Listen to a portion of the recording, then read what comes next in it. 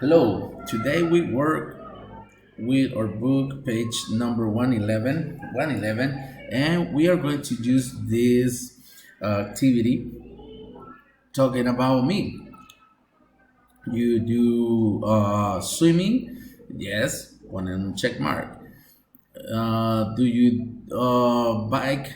Do you ride on a bike? Ok, sí, sí, check mark.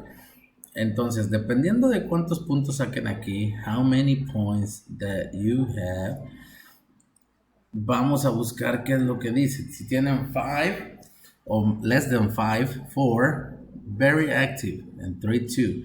1 and 2, active.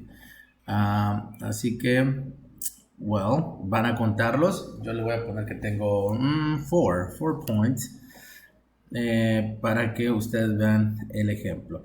Ok, and at the end, acá abajo, dice, draw what you do at school, complete and compare with your partner.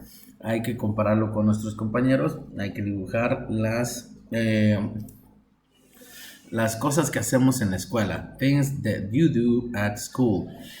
Y dice así, at school, yo les ponía ahí en el ejemplo en clase, I run and I sleep.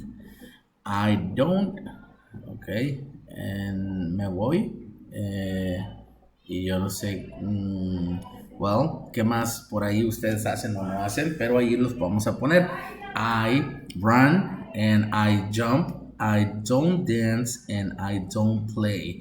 Bueno, pues esas son estas actividades y al final vamos a dibujarlo lo que pusimos. Si pusimos I run, pues un monito corriendo. Y si pusieron en I don't wash the dishes, pues entonces una tachita en esa de don't y me le ponen el dibujito, ¿ok?